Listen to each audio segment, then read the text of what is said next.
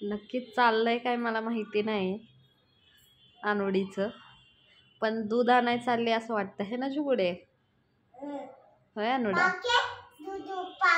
दुधूचं पाकिट आणाय चालली आणि छान, व्हेरी गुड. Bye bye. किती छान म्हणतंय. हा, दूध संपलं. कोण संपवलं? अर्चित संपवलं. बापरे, काय खरं नाही आता. जा जा दूध आण जा.